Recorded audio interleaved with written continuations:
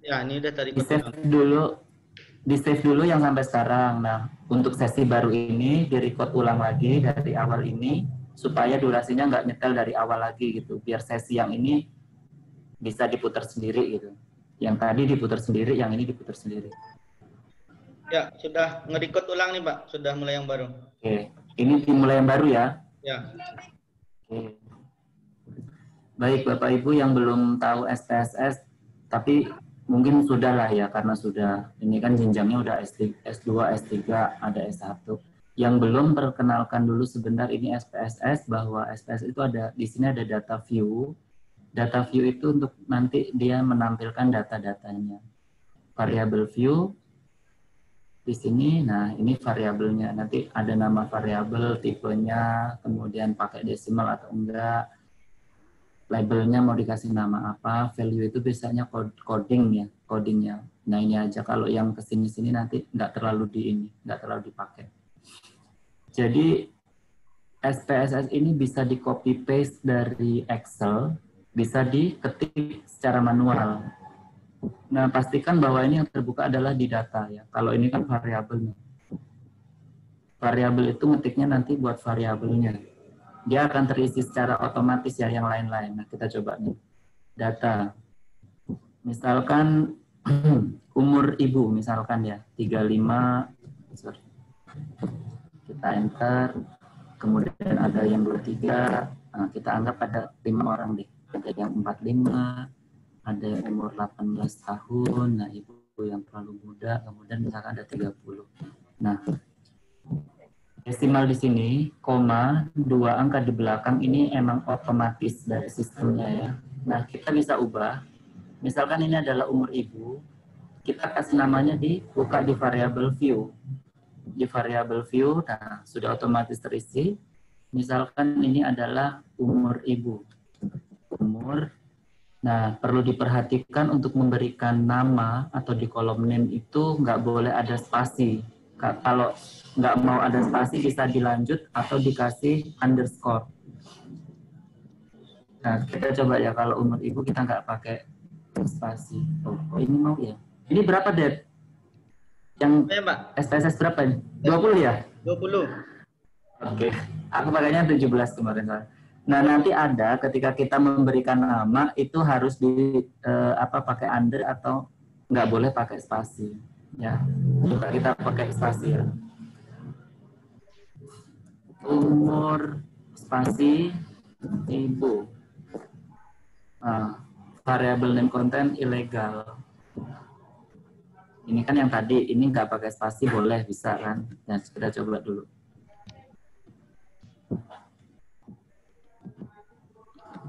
Umur spasi ibu. Nah, nggak mau kan? Nah, dia maunya kalau digabung ya. Digabung atau kita pakai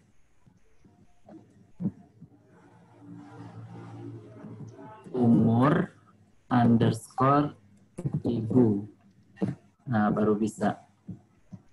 Tadi dilihat di data view ada desimal 2 desimal, koma 00 itu sudah otomatis kita hilangkan dengan ketik desimalnya di angka 0. Ya, kalau ini tanda panah yang ke atas kan nambahin tuh. Nah, kalau yang ke bawah kita nolkan.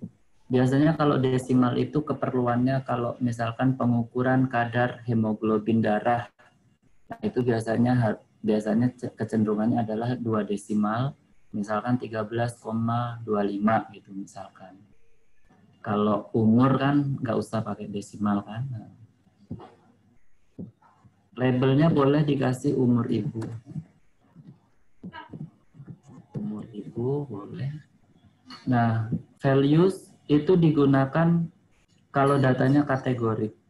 Kategorik ada data yang numerik, ada yang kategorik. Kalau data view yang ditampilkan di sini, ini numerik, bentuknya angka.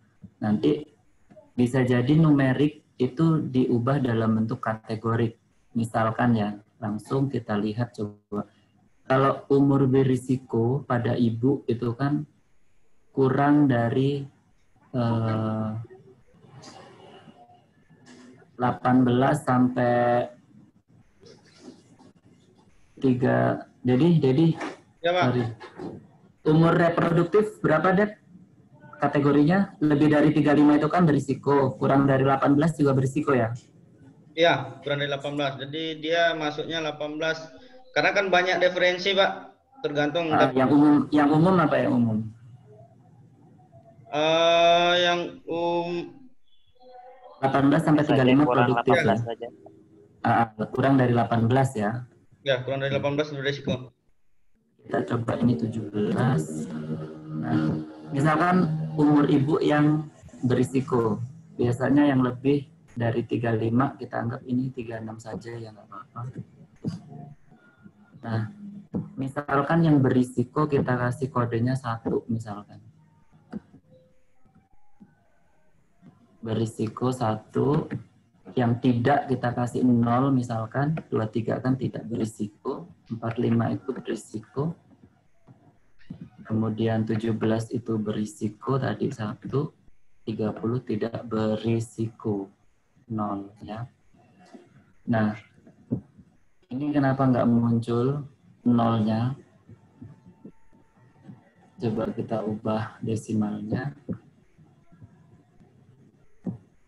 Ya kan. Nah, saya ulangi lagi ya, yang umur ibu di kolom pertama ini adalah datanya numerik, nomor, angka. Kalau yang di variabel 2 ini adalah kategori. Ini ada berapa kategori? Ada 2. Ada kode 0 itu yang tidak berisiko, kode 1 yang umur berisiko. Kita bisa ganti dengan variabel. Namanya di sini, misalkan umur, pakai under ya, kategori misalkan. Umur kat, artinya umur ibu yang sudah dikategorikan. Coba. Umur yang dikategorikan. Nah, gitu. Ini tipenya kan numerik, bisa dirubah. Numerik itu kan tadi angka. Biasanya nanti di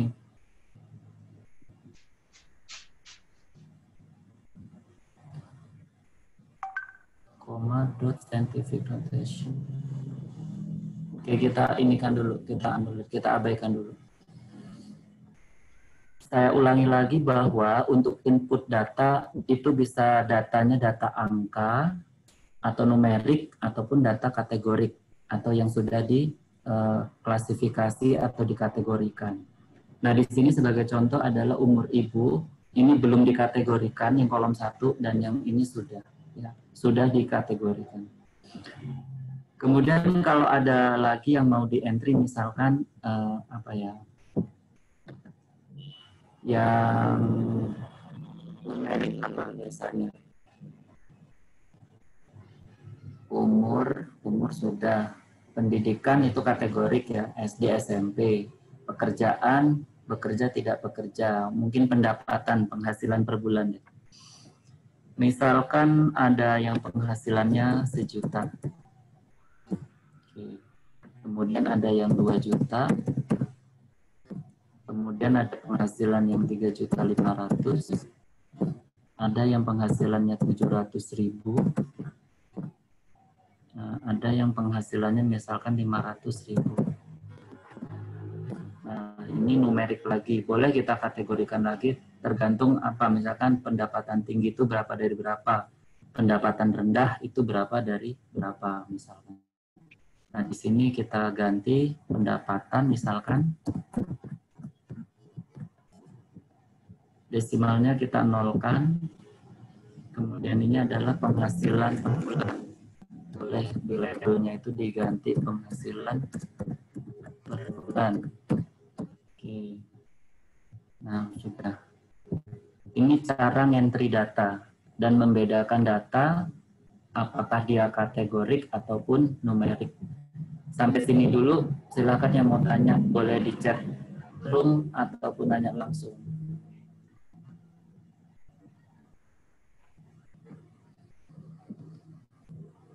Yang ini masih kategori numerik ya, numerik. Ini sudah dikategorik. Nah, ini numerik. Biasanya kalau kategorik itu ada value-nya keisi. Nih, ini value-nya memang belum kita isi. Nah, tadi yang kembali ke data umur yang sudah dikategorikan, 0 tidak berisiko, 1 berisiko. Nah, kita rubah ya.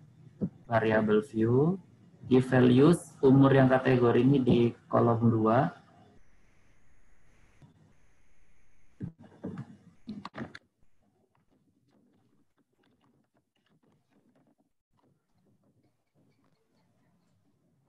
Tadi 0 adalah tidak ya.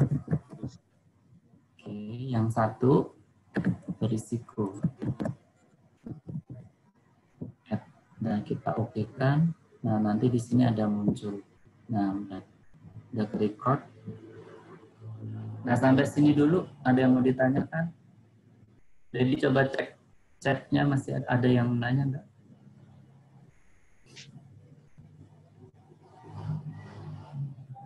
Harus di stop dulu ya, Det? Arman? Ya, monggo. Ya, silakan Pak. Apa namanya? Ini kan direcord ya, anunya ya. Artinya kalau nanti ingin kita mengulang kembali penjelasan yang disampaikan oleh Pak Arman, nanti bisa kita buka melalui grup itu tadi ya. Oke. Atau bagaimana ya. caranya? Bisa. Sebelum Bisa, Pak. Nanti ini kan direkam nanti ya. hasil rekamannya di-share, jadi ya. bisa diputar ulang. Ya, baik. Pak Hermansyah saat ini Pak Hermansyah bisa mengikuti di laptopnya, bisa dioperasikan nggak itunya Ya, SPSS-nya? bisa. Ya, saya lagi menggunakan laptop ini. Boleh sambil ini ya, sambil mengikuti, nanti tetap rekamannya kita berikan lagi. Iya. Oke. Pak Hermansyah sebelumnya sudah pernah belajar SPSS belum? Cek Pak Hermansyah.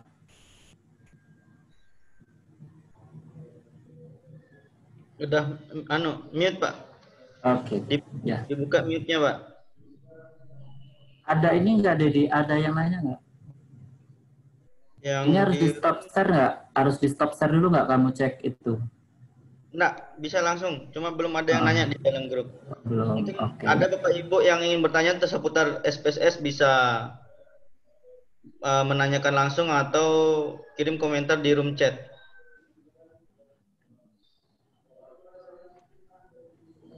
Kita tunggu ya. Pak Pram? Iya Pak. Gimana? Belum bisa laptopnya atau masih mengikuti ini? Saya ngikutin pembahasan Arman, nanti sambil jalan Pak. Karena pace-nya masih belum ini. Oke. Yang lain mungkin Bariski, sejauh ini masih aman Pak. Aman ya. Lanjut aja kali ya. Boleh Pak, boleh. Oke. Nah, ini tadi adalah cara yang kita input manual. Gimana cara memberikan nama, label, ataupun values ya. Nah, cara yang lain adalah kita copy paste aja. Kalau gini kan lama. Nanti kalau ngentri hasil penelitian dari kuesioner boleh langsung ke SPSS atau biasanya ke Excel dulu, silahkan. Ya. Kalau saya lebih senang ke Excel dulu karena biasanya kan kita pakai rumus sum dan lain-lain udah ada otomatis. Kalau di Excel, kalau di SPSS agak lama dia untuk cari apa sum dan lain sebagainya. Oke.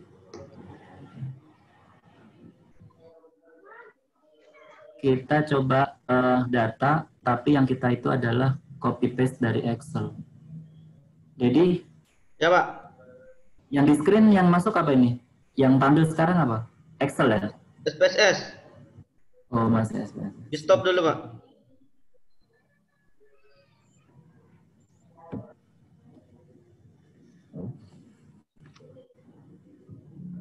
Oke.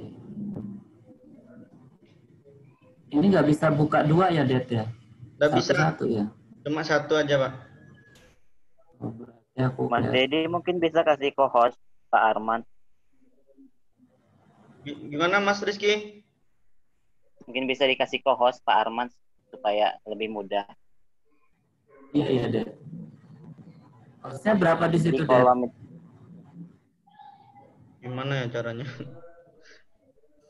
Buka di ini Mas, di partisipan, terus nanti di namanya Mas Dedi kan itu ada garis kanan itu di samping samping mikrofon dan kamera. Ya. Terus klik yang panahnya situ ada maksudnya tadi klik namanya Pak Arman. Terus nanti buat make co-host.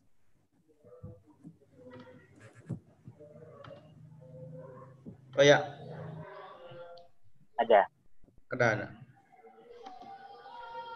Oke. Sudah, Pak. Silakan. Oke. Jangan di host, Mas, di co-host. Kalau co-host itu Mas Dedi nggak bisa jadi host lagi. Oh ya. Co-host, Dad. Co-host. Jadi mungkin Mas Arman yang lagi harus ini ke Mas Dedi jadikan host. Oke. Terima kasih. Lanjut ya. Rizky. Oke. Kita lanjut. Di ini dulu Pak, klik kanan di nama saya Pak, baru klik kanan, nanti jadiin saya host Pak. Ini aku share screen dulu, bisa share screen dulu ya.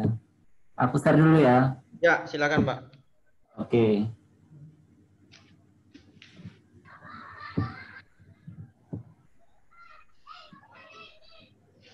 Udah nampak ya, Dad?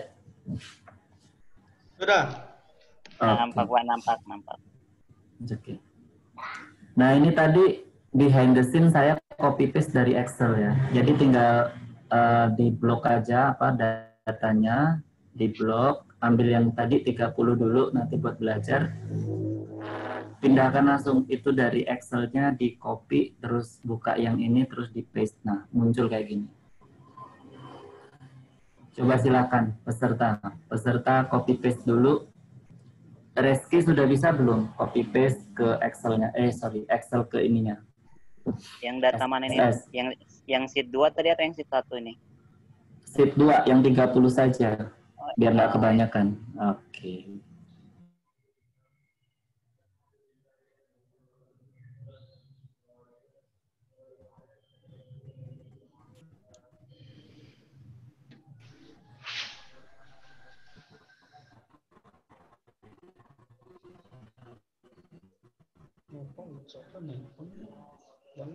Nah, tadi untuk ngilangin 00 ini sudah tahu peserta atau Reski?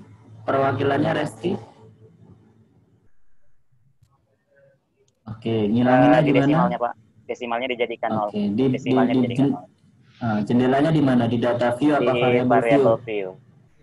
Oke, variable view, kemudian di Variable view, terus di desimal itu yang 2 tadi dijadikan 0. Oke, ditarik garis ke bawah ya, garis yang ke bawah segitiga yang menghadapnya ke bawah. Oke. Tadi kita mau belajar tentang uji validitas dan reliabilitas. Jadi uji validitas dan reliabilitas itu biasanya diujikan pada pertanyaan-pertanyaan yang menggali pengetahuan atau sikap atau perilaku atau keterampilan ya. Kalau di sini umur, ini variabel 1 memang belum saya ganti. Umur itu tidak usah dicari validitas dan reliabilitasnya. Kemudian ini tadi apa variabel 2?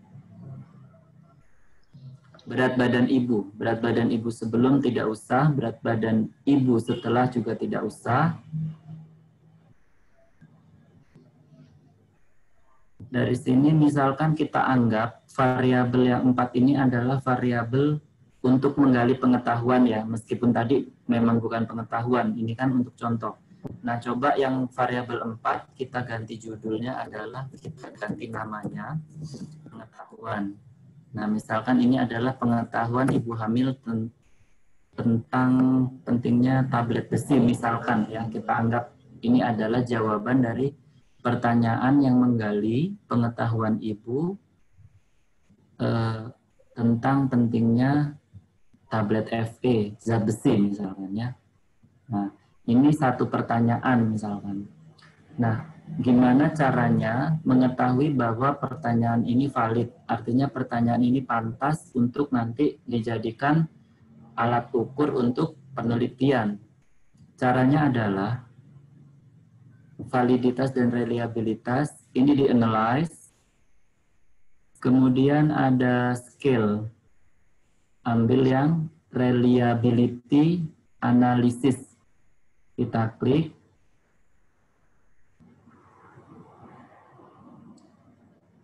Dedi, cek Dedi.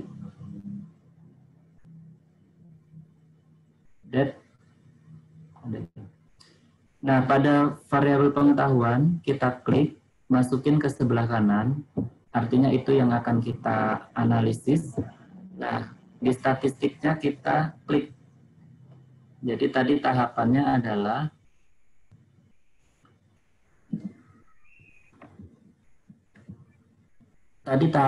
di analyze, kita pilih scale, kemudian reliability. Nah, masuknya keluar dialog atau kotak reliability analysis. Kemudian kita klik yang tadi pengetahuan, pindah ke kanan. Nah, contohnya tadi kan seperti ini.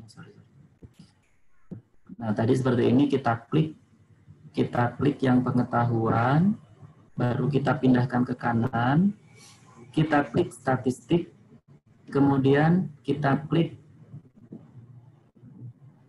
di descriptive for item, scale item deleted. Nah, kita continue. Kok nggak oke nih ya?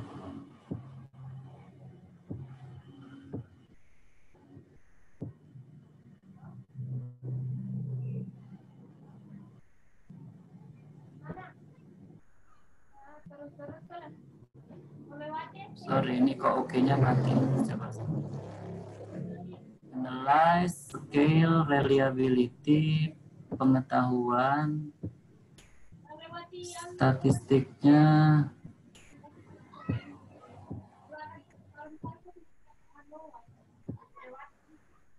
Masih mati ya.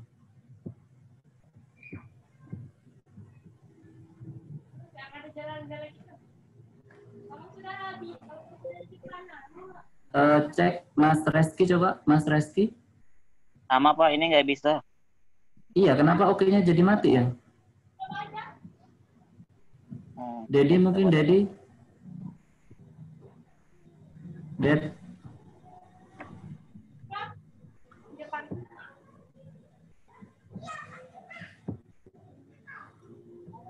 Nice.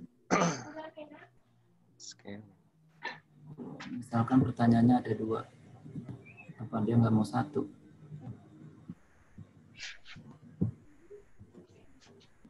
Oh, harus lebih dari 1 ya? Iya, karena biasanya pertanyaannya memang nggak 1 ya. Mungkin 10 kan biasanya orang bikin tuh 10, 15, 20. Oke, coba kita ulang. Ternyata dia maunya harus lebih dari 1. Iya benar sih. Kenapa ini nggak keluar ya? Reski bisa nggak menampilkan outputnya? Kalau 1 nggak bisa Pak. Ini kecuali yang 2 ini ambil variabel pengetahuan dengan yang variabel 7 itu Pak. Sama sebelahnya ya. Oh, ini baru ini running. Itu baru muncul. Bisa Reski. Lebih dari 1 baru bisa. Ini betul. Betul. Jadi saya ulangi untuk peserta bahwa untuk validitas dan reliabilitas itu memang nggak bisa 1 soal. Tapi kan nggak ada juga orang membuat itu 1 pertanyaan untuk 1 judul penelitian. Pasti ya paling minim ada 5, kadang kan 10, 15, dan lain sebagainya. Nah, ini hasilnya nih. Jadi kita lihat bahwa cases artinya orang yang kita ambil itu ada 30 orang. Kemudian kita lihatnya jangan di kotak yang itu dulu. Nah, di sini. Ini di sini corrected item total correlation. Ini adalah nilai yang dibandingkan dengan nilai R. Nilai R itu apa? Nilai R itu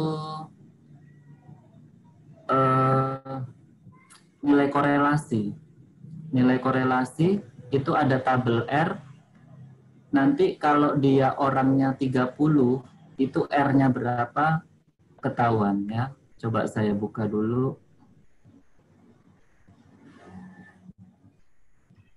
Reski. bisa Pak. Pak, ini tabel pesan dari R. Pak Dedi. Pak Dedi ini pesannya di unmute ininya Pak. Di unmute dulu suaranya, soalnya hilang. Punya Pak Dedi.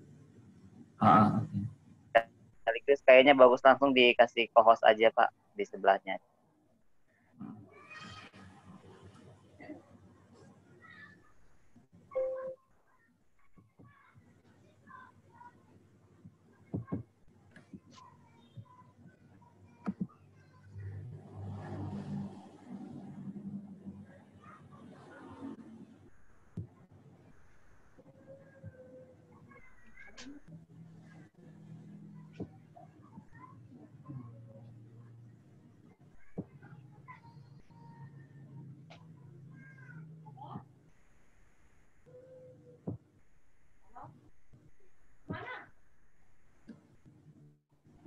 Untuk peserta mungkin ini bisa mendownload tabel R enggak?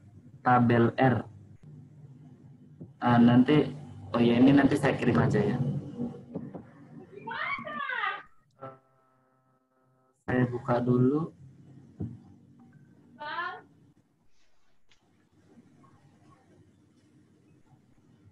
Jadi tadi kalau untuk uji validitas dan reliabilitas suatu instrumen penelitian, itu juga harus melihat tabel R.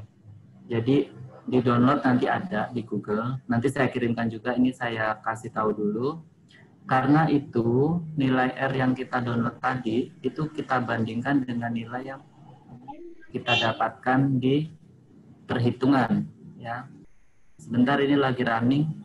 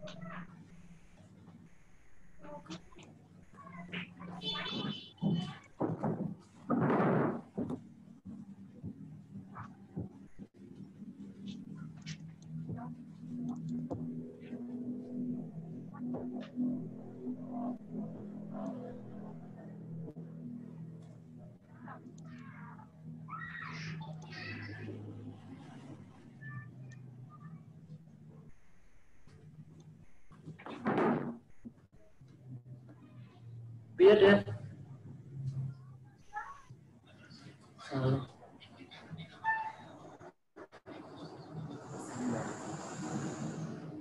Es kelapa. Di kanan.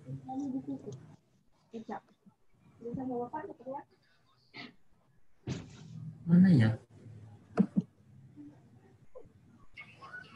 Make host. Oke, sudah.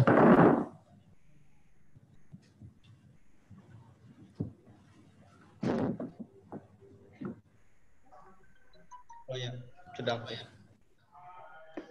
Oke, Bapak Ibu tolong dilihat di layar bahwa di situ ada DK sama dengan N-2. Ini sudah ketentuan bahwa tadi responden kita yang tadi hasil kita analisis tadi kan respondennya 30 ya. 30 berarti di sini dilihat 30-2. Ini udah ketentuan, udah ketetapan dari sana bahwa DK N-2, 30-2 itu artinya 28. Nah, kita lihat di sini. Ini deretan 28. Nah, 28 kan banyak angka di sini. Mana yang dipilih? Kita lihat biasanya penelitian umumnya yang kita gunakan adalah two tail atau 2 ekor. Kita lihat di sini. Probabilitas 2 ekor biasanya kita alfanya yang gunakan adalah 5% kan, 0,05. Artinya di sini. Saya ulangi, biasanya penelitian itu menggunakan yang two tail. Itu biasanya hipotesis yang one tail, hipotesis two tail. Itu biasanya kan ada hubungan antara pengetahuan dengan sikap. Ada hubungan antara olahraga dengan tekanan darah. Nah, itu 2 ekor ya. Kalau yang 1 ekor itu biasanya tekanan darah orang yang olahraga lebih tinggi, lebih stabil dibandingkan dengan yang tidak pernah olahraga. Nah, itu yang 1 ekor ya. Kita pakai yang 2 ekor dengan alfa 5%, itu 0,05. Kita lihat di sini. 0,05, kemudian probabilitasnya 2 ekor di DK sama dengan 28. Coba kita lihat. Ini diingat ya, kolomnya ketiga. Di angka 28. Nah, di sini. 1, 2, 3. 0,361. Oke. 0,361. Tadi kita bandingkan. Kita ingat-ingat ya, 0,361. Kita bandingkan dengan hasil yang sudah kita running di SPSS tadi.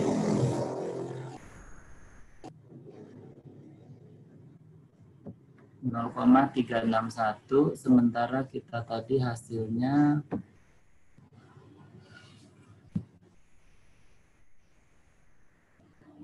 nah di sini.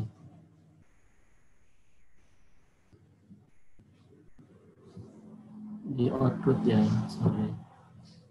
Nah, ini outputnya yang ini sel 0,361 dibandingkan dengan corrected item total correlation. Ini 0, ya Bapak Ibu harap menjadi perhatian bahwa titik-titik ini, titik 2, titik 0, titik 2, titik 007, ini bermakna bahwa sebelumnya ada angka 0. Nah, coba ya dari atas ya. Ini berarti 0,352 ya. Ini 0,50, 0,07, 0,509, 0,254, 0,07, 0,010, 0,064, 0,259, 0,267, 0,267. Nah, tadi di R tabel dengan DK28 nilainya adalah 0,361. Dibandingkan dengan nilai ini. Gimana ngebandinginnya? Bahwa nanti ketika ini nilainya lebih besar dari 0,361 maka dianggap valid. Saya ulangi ya. Hasil yang kita analisis tadi, yang kita running di SPSS pada kolom corrected item total correlation, jika nilainya lebih besar dari 0,361 itu valid. Tapi kalau ini nilainya lebih kecil dari 0,361 tidak valid. Artinya di sini karena nilainya lebih kecil dari 0,361 maka pertanyaan pengetahuan dan pertanyaan yang kedua ini dianggap tidak valid karena nilainya lebih kecil dari 0,361. Karena ini kan tadi contoh, mungkin kalau bukan contoh itu pertanyaan sudah dirancang sedemikian rupa, kemudian dibagikan kepada responden, kemudian diinput, mungkin kemungkinan ya bisa valid ya, karena ini kan tadi ngambil contohnya juga asal datanya gitu kan, bukan pertanyaan yang sebenarnya. Tapi langkah-langkahnya sama. Nanti ketika sudah ada data, kita entry, kita running, kemudian kita mau cek validitas reliabilitas ya begini caranya. Ini validitas, bagaimana dengan reliabilitas? sebenarnya kalau pertanyaannya sudah valid, itu artinya sudah reliable.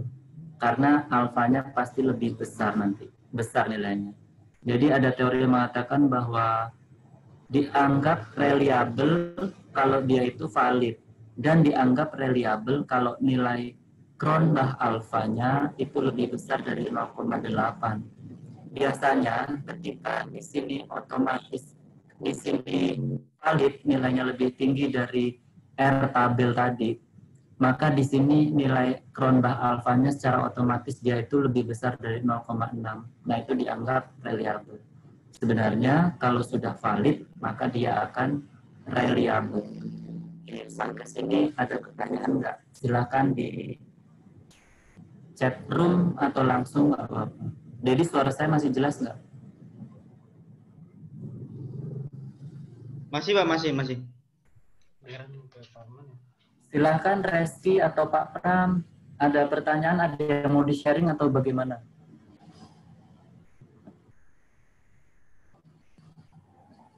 Mbak-mbaknya mana ya suaranya? Jadi tolong di absen dong. Cek voice. Bapak Ibu. Pastikan mereka menyimak ya. Ya. Untuk Bapak Ibu yang ikut kelas hari ini, apakah ada pertanyaan?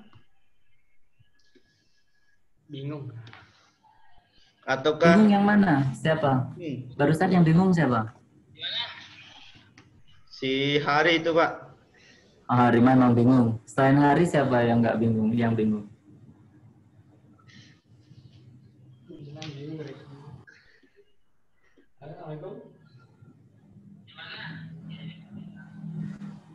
Lagi di kantor.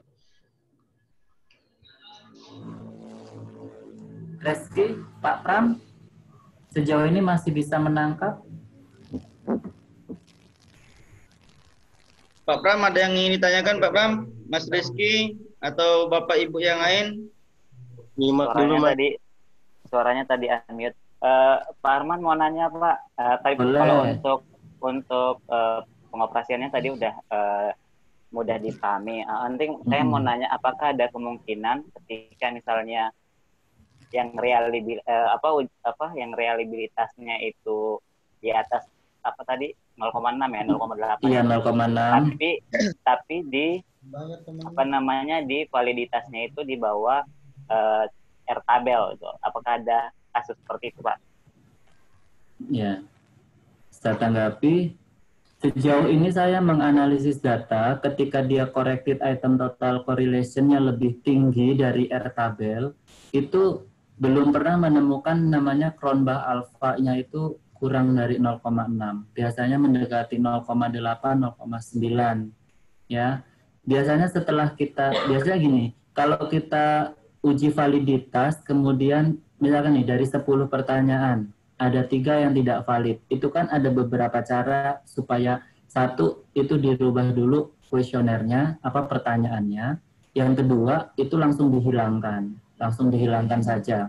Nah, biasanya itu kalau harus dirubah pertanyaannya, dia harus uji validitas lagi, disebar ke orangnya lagi, disebar ke responden lagi, di input lagi. Jadi memang kerjaannya kayak double gitu ya, berulang-ulang. Tapi biasanya orang ambil praktisnya yang tidak valid, itu langsung dibuang. Jadi misalkan 10 pertanyaan 1, 2, 3 tidak valid, nah langsung dihilangkan saja. 1, 2, 3-nya itu tidak diikut sertakan dalam analisis, artinya yang 4 sampai 10 langsung dianalisis di situ. Nah itu biasanya memang nilai korelasi yang yang kita running itu lebih tinggi dari nilai R tabel yang tadi kita download itu, kemudian Cronbach alpha-nya secara otomatis memang lebih besar dari 0,6. Jadi belum ada kasus yang seperti Reski tanyakan tadi. Silakan Reski. Mungkin ini lagi Pak, apakah ada misalnya hubungan antara misalnya jumlah banyak pertanyaan atau sedikitnya pertanyaan terhadap hasil analisisnya kita. Misalnya tadi yang misalnya kan kita udah buat di kuesioner itu 10 pertanyaan.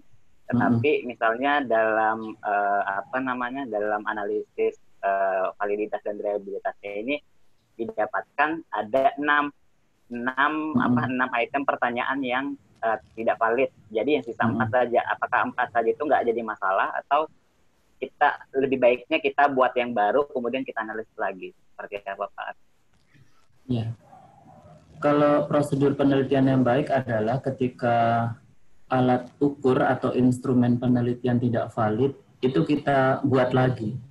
Jadi tidak dikurangi, karena biasanya peneliti membuat 10 pertanyaan itu artinya dia sudah berasumsi bahwa 10 itu memang mengukur pengetahuannya. Nah, ketika dibuang itu akan mengurangi kesahihannya. Tapi sebenarnya nggak salah juga ketika peneliti itu menghilangkan, karena asumsi awalnya adalah beberapa pertanyaan ini sudah mewakili untuk menggali pengetahuannya di si responden.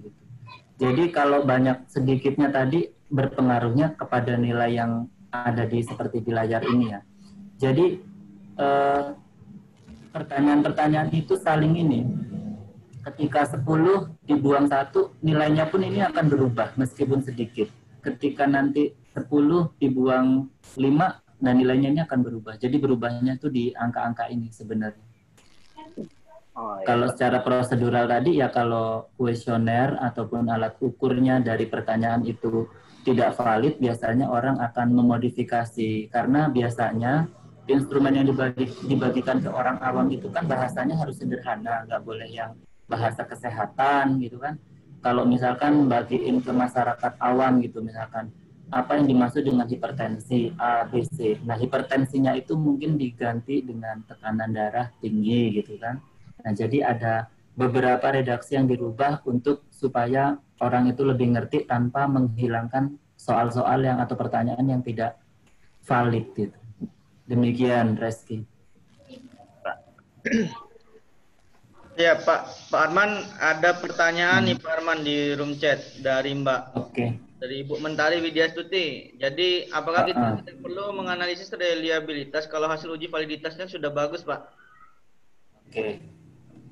Langsung jawab ya. Oke, kalau ditanya apakah kita tidak perlu reliabilitas kalau dia sudah valid. Nah, sebenarnya dari langkah-langkah tadi yang dari analisis, analyze, kemudian nanti scale, kemudian kita pilih 3 item tadi, itu sebenarnya udah paket ya. Artinya validitas dan reliabilitas itu jadi satu. Nah, seperti yang saya jelaskan di awal tadi bahwa pertanyaan yang sudah valid itu sebenarnya otomatis sudah reliable. Jadi sebenarnya nggak usah gitu kan. Kecuali masih ada di sini 10 pertanyaan, 3 yang tidak valid. Nah itu reliabilitasnya nggak boleh dipakai. Artinya yang 3 tadi, misalkan dari 10 pertanyaan, 3-nya tidak valid, ya udah dibuang dulu atau dibuat pertanyaan baru, diujikan lagi ke responden, baru di-input lagi, di-running lagi gitu. Cuman kadang orang kan ambil simpelnya bahwa ya udah 3 nggak valid, dibuang aja, jadinya 7-7-nya valid, dan kita tidak perlu reliabilitasnya sudah ada di sini. Biasanya nilainya itu lebih tinggi dari 0,6. Biasanya kalau sudah lebih besar dari nilai R tabel, rondah alfanya itu mendekati 1,00 ya 0,8, 0,9 gitu. Demikian Mbak Mentari. Kalau belum jelas boleh di chat room atau ngomong langsung, nggak apa-apa kok. Oh iya Pak, ini juga Pak, ada beberapa pertanyaan biasanya nih Pak. Di lapangan misalnya kalau kita sudah melakukan validitas dan reliabilitas di misalnya 10 orang ya Pak. Namun ada beberapa pertanyaan yang memang tidak valid dan reliabilitas. Akhirnya kita mau, setelah kita mengubah redaksi bahasa ataupun frasenya, kita mau tes ulang kan ini Pak? Iya. Tes ulang. Apakah dalam proses tes ulang validitas ini apakah kita bisa memakai sampel yang sama, orang yang sama, ataukah harus mencari 10 orang yang baru? Ya, mungkin itu aja Pak. Sudah ya. Oke, kalau masalah untuk validitas, kita harus tahu bahwa konsep uji validitas itu adalah menggunakan orang yang bukan calon responden kita, tapi kriterianya sama. Nah, maksudnya bagaimana? Ketika kita mau nyebarin kuesioner, misalkan di kota A, kita nggak boleh ngambil uji validitasnya itu di orang yang di kota A, tapi paling tidak kita ngambilnya di kota B, tapi dengan karakteristik yang sama. Maksudnya gini, kalau di kota A sebagian besar adalah petani, di kota B pun harus mencari yang apa? Mereka komposisi penduduknya adalah mayoritas petani, jadi mereka tetap dianggap homogen antara kota A dan kota B. Akan berbeda ketika di kota A pendidikannya kebanyakan kuliah, tapi kota B kebanyakan orangnya tidak sekolah, artinya nggak match. Makanya kita harus mempertimbangkan homogenitas yang ataupun kriterianya atau karakteristiknya sama dengan calon responden kita. Kemudian tadi pertanyaannya apakah di orang yang sama atau orang yang berbeda. Itu boleh di orang yang sama, tapi bukan calon responden kita. Gitu. Ya, sebenarnya kan hanya untuk mengubah 3 item tadi kan, misalkan 3 item yang tidak valid tadi. Gitu. Begitu jawabannya. Ya, baik Pak. Terima kasih. Yang lain mungkin chatroom ada? Saya Pak Arman. Oke, monggo Bapak. Pak mau tanya Pak, kalau untuk penelitian ketika kita mengambil misalnya panduan wawancara ya, pertanyaan dari hasil riset orang lain, apakah itu sudah bisa ini Pak terbukti uji validitas maupun reliabilitasnya Pak? Baik, saya coba tanggapi lagi bahwa biasanya memang peneliti itu kecenderungannya adalah mengambil instrumen ataupun alat ukur yang sudah digunakan peneliti sebelumnya yang sudah valid ya. Itu kalau rekomendasi dari beberapa dosen saya yang memang peneliti, meskipun kita ambil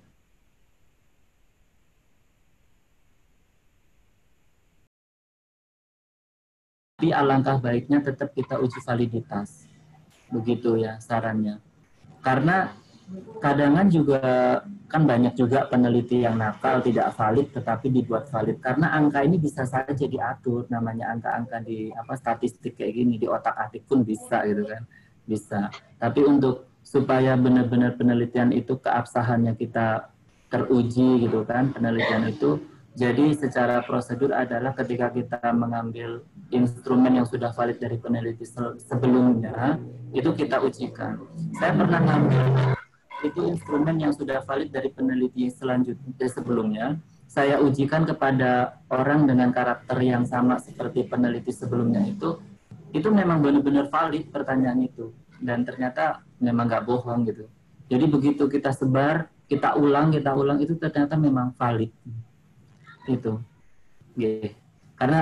Karena untuk validitas itu sebenarnya nggak bisa kalau cuma 1 kali ya. Ada beberapa peneliti itu yang menguji validitas itu sampai 10 kali, 12 kali. Sampai dia menemukan komposisi yang pas pada pertanyaan itu supaya tetap valid ketika digunakan peneliti lain. Begitu Pak Pram. Ya, makasih Pak Arman. Sama Pak. Ada pertanyaan lagi nggak? Atau kita lanjut?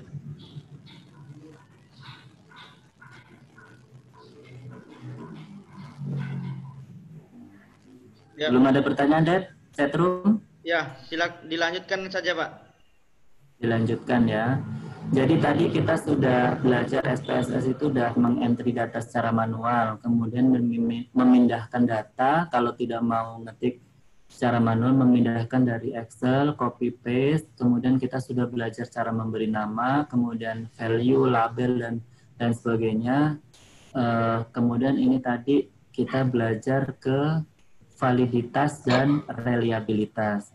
Selanjutnya coba kita akan belajar yang deskriptif. Nah, mungkin yang nanti yang analitik bisa ke minggu depan ya, Dedi. Takutnya ini pesertanya. Yang penting dipahami dulu, nanti diputar videonya, bukunya dibaca, sambil gitu nanti baru bivariatnya. Ini nanti kita batasi ke univariat dulu.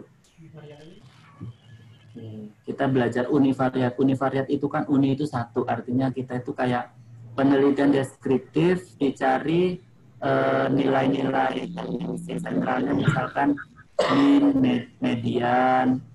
Nah, tadi kita sebelumnya kan belajar bahwa kalau data numerik angka. Nah, itu bisa dicari min, nilai rata-rata, median, nilai tengah, modus, nilai yang paling sering muncul, standar deviasi, dan lain sebagainya. Nah, ketika tadi yang umur ibu sudah kita kategorikan, itu bisa kita cari nilainya adalah frekuensi. Ya. Jadi kalau data numerik bisa dicari nilai rata-rata, tapi kalau nilai kategorik itu dicarinya adalah nilai persentase atau frekuensinya. Oke, kita coba.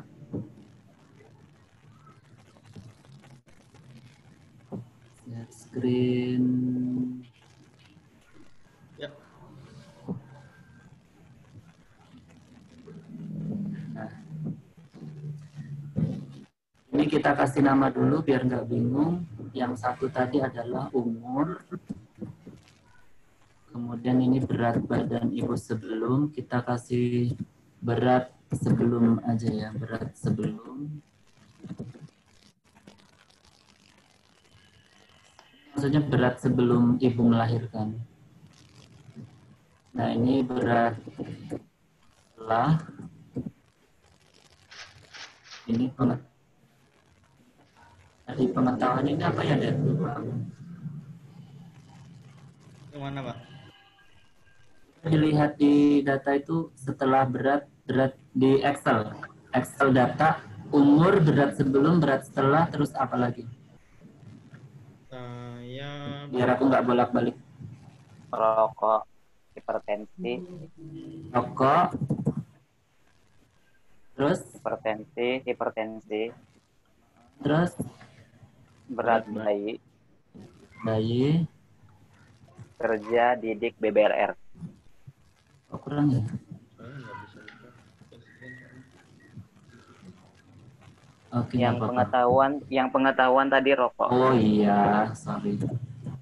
Oh, tensi.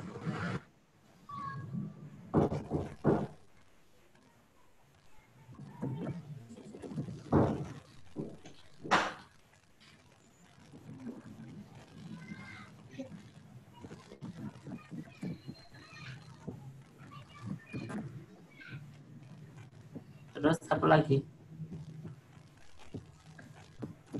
Pekerjaan, pendidikan ya? Pendidikan BBLR. Oke.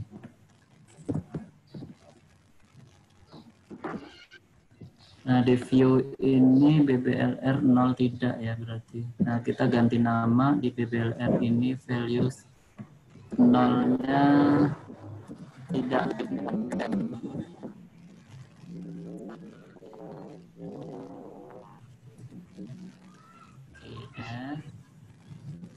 Oke. Kemudian pekerjaan ada berapa ini? Pekerjaan 10 berarti 0 tidak bekerja. Tidak bekerja. 1 bekerja.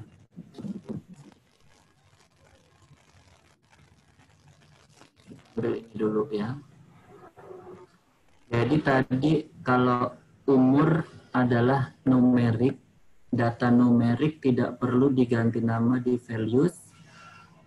Oke, kalau pekerjaan karena di sini ada kategorinya kerja dan tidak kerja, maka dikasih kode 01 tadi sesuai dengan data yang di Excel, kita ganti namanya. Berikut juga di BBLR. BBLR ini ada 01 di Excel-nya, 1 BBLR, 0 tidak BBLR. Nah, kita coba ambil 3 variabel ini. Nah, tadi yang saya katakan di awal bahwa untuk data numerik itu yang angka, itu bisa kita cari nilai rata-rata, nilai tengah, nilai modus, nilai standar deviasi, dan lain-lain. Maka caranya adalah di analyze, di deskriptif, kemudian kita pilih yang deskriptif. Nah, tadi variabelnya adalah umur. Umur, berat sebelum, berat setelah juga bisa ya. Coba kita 3 ini. Dan berat bayi. Berat bayi bisa juga karena dia adalah numerik. Oke. Kita bisa langsung oke. Coba Kita lihat.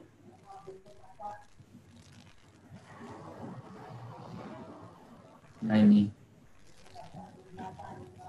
Di sini umur, ini N ini adalah jumlah responden ya. Jadi ada 30 jumlah responden. Pada umur, ini ada nilai minimum adalah umur terendah.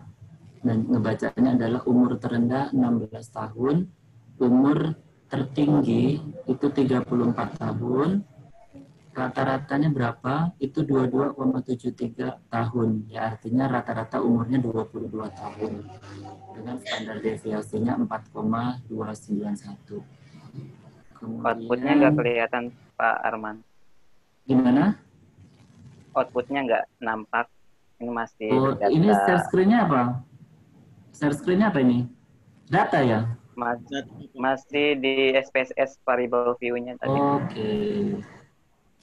Bolak-balik ini ya nutup ini.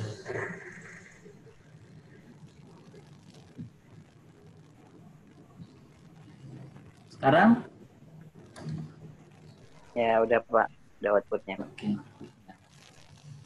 Ini barusan yang kita olah di deskriptif. Deskriptif itu kita mencarinya adalah data yang numerik. Numerik itu yang berupa angka. Ini N adalah jumlah responden. Kemudian minimum itu nilai paling kecil, maksimum itu paling besar, min nilai rata-rata, dan ini standar deviasi. Umur itu yang terendah adalah 16 tahun, yang tertinggi adalah 34 tahun, nilai rata-ratanya adalah 22 tahun. Berat ibu sebelum melahirkan itu paling rendah adalah 50 kg, paling tinggi 84 kg, rata-ratanya adalah 61 kg. Ini juga sama cara ngebacanya, berat bayi juga demikian, paling rendah itu 709 gram. Paling tinggi adalah 3,9 kilo atau 3.940 gram. Rata-ratanya adalah 2.467 atau 2,4 kilo. Oke. Ini tadi adalah mencari nilai deskriptif dari data numerik ya. Numerik. Satu lagi nanti ada data kategorik ya. Oke, kita lihat data kategorik.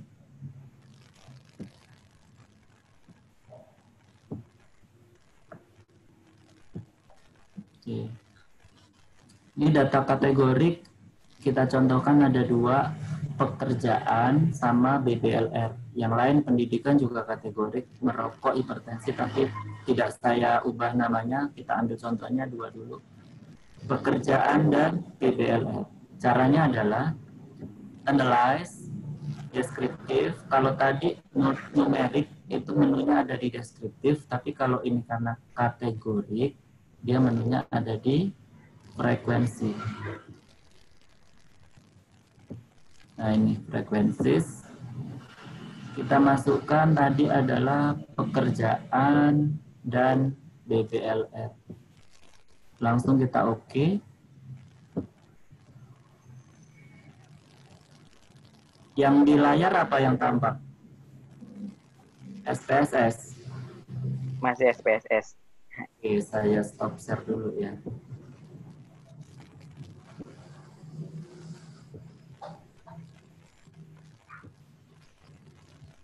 Sekarang Outputnya Pak. oke. Nah tadi perbedaan dari data numerik, data kategorik, data numerik bisa dicari nilai rata-rata, nilai minimum, maksimum, terus standar deviasi. Nah ini adalah data kategorik ya. N menunjukkan bahwa jumlah responden kita 30 orang. Ini missing dilihat 0. Nanti kalau Bapak Ibu salah ngentri data, biasanya missingnya keisi. Ya. Misalnya missing 5, di sini validnya 25. Oh, berarti 5 ini salah Bapak ngisinya. Entah Bapak ngetiknya kurang angka atau salah titik atau salah koma ya. Nah, ini pekerjaan sama BBLR yang tadi. Jadi sudah bisa dilihat bahwa pekerjaan ibu yang bekerja 13 orang, tidak bekerja 17 orang. Ini persentase adalah jumlah yang frekuensi tidak bekerja dibagi total. Jadi 17 per 30 dikali 100% ya ini, 56,7%.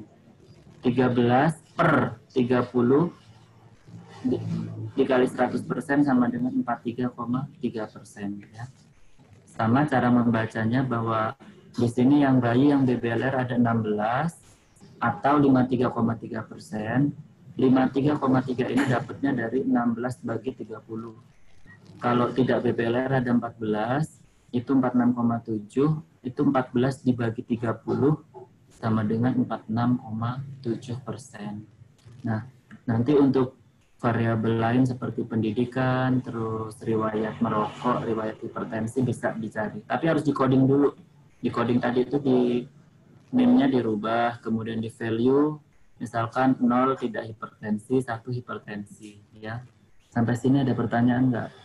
Ini mencari nilai univariatnya. Jadi nanti kalau di tugas akhir itu ada univariat, ada bivariat, ada multivariat. Nah ini sampai sini univariatnya udah selesai. Yang ada pertanyaan coba di chat room atau langsung. Ada Dedi? Halo Dedi? Ya Pak. Chat room coba dibuka.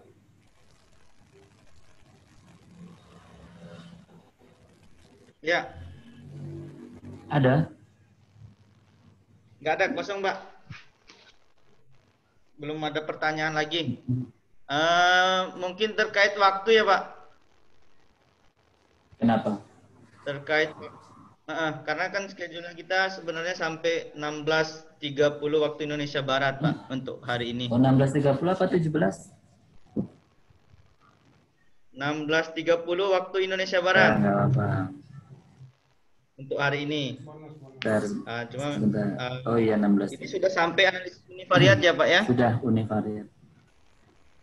Ya, berarti untuk lanjutannya kita lanjutkan untuk pertemuan yang sesi 2 dan harapan saya nanti semua Bapak Ibu yang ikut dalam kelas online ini untuk pertemuan berikutnya sudah stay dengan laptop, data Excel-nya dan SPSS-nya sudah. Nah, dan apabila dalam proses instalnya ada kendala nanti bisa chat di grup ataupun chat saya Pak.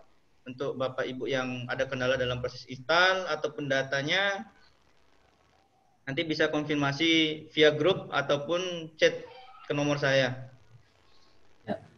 Sebenarnya Bapak Ibu kalau membuka buku panduan yang sudah kita bagikan itu kan dengan bahasa yang sederhana dan ada step-stepnya, saya pikir juga sudah jelas sih sebenarnya. Kalau nanti di luar forum ini Bapak Ibu mencoba sendiri copy paste ke SPSS kemudian dianalisis sesuai dengan langkah-langkah yang ada di buku panduan, insya Allah juga mengerti. Jadi gimana ini ditutup? Ya, mungkin untuk kelas hari ini kita coba di chatroom, chatroom ada nggak? Nggak apa-apa di chatroom sekarang, dijawab minggu depan kalau ada. Nggak ada. Pak Arman mau nanya ini Pak, yang boleh. di tampilan ini Pak, yang di tampilan SPSS itu kan ada role di samping Mister. Nah itu sebenarnya gunanya apa sih yang role ini, karena ada input, target, bot? Yang ini ya, SPSS-nya bukan di output ya? Bukan yang di tampilan utama SPSS. Paling ujung di belakang. Role. Karena kalau yang di SPSS 16 ini kayaknya nggak ada yang ini. Saya pakai 17 nggak ada role, jadi endingnya adalah Mister ya? Sebenarnya gini prinsipnya Reski, ini semua kotak ini nggak perlu kita otak-atik ya. Yang perlu kita otak-atik itu adalah name, desimal, label, sama value. Kalau yang ini saya pikir role itu nggak bermasalah, line nggak bermasalah. Tapi kadang di Mister ini memang kalau umur dia memang harusnya kan ke skill ya, karena dia angka kan. Skill itu maksudnya angka di sini, numerik. berat sebelum, berat setelah, scale oke. Kadangkala ketika kita entry umur di sini ini nanti ketiknya itu nominal. Nah, jadi kita harus berusaha klik ini untuk ke scale. Karena nanti kalau kita nggak jeli di sini juga antara NIM sama measure nggak match, itu waktu di running dia nggak bisa tampil outputnya. Begitu saja, Reski. Oke, Jadi Pak. kalau yang roll itu nggak usah nggak usah diotak-atik karena nggak ngaruh juga sih menurut saya. Jadi yang ada hubungannya sama variabel kita itu adalah measure, values, label pun dikosongin nggak masalah, desimal mungkin dinolkan, tapi hati-hati ya ketika hasil ukur dari hemoglobin darah itu kan ada desimal, jangan dinolkan. Jadi kita lihat-lihat pendidikan nggak mungkin lah desimal, oke. BBLR ya kalau kilogram bisa jadi dong 2,54 kilogram kan gitu, artinya desimalnya tetap di on kan, jangan di off. Pekerjaan nggak mungkin. Berat bayi kalau di kilogram bisa jadi kan 2,5 gitu. Itu Reski, gimana? Baik, Pak. Oke. Terima Yang kasih. lain ada nggak, Dedi? Iya, sama-sama. Bapak Ibu Yang lain, Ded? ada pertanyaan lagi? Masih? Sudah selesai latihan? Kalau masih Ya, malu-malu kayaknya, Pak. Iya. Kamu hawanya nggak ada suara. Nggak apa-apa. Ya, Nanti kita chat kita japri progresnya bagaimana. Kalau ada kendala tetap kita pantau karena kan sudah jadi tanggung jawab kami untuk sharing bagaimana supaya bisa SPSS ya. Nanti meskipun nggak di forum ini nanti tetap di grup atau kita japri gimana progresnya. Karena kami juga beban ketika kami sudah memberikan informasi kita sharing nggak nyampe ke peserta gitu kan. Nah, harapan kami sih ya ada yang ditangkap meskipun nggak semua karena banyak analisis juga kadang-kadang membuat kita jadi bingung sendiri juga sih. Tapi kita perlahan-lahan aja. Gitu, Ded. ya baik. Terima kasih kami ucapkan kepada Pak Dr. Suharmanto atas materinya pada sore hari ini.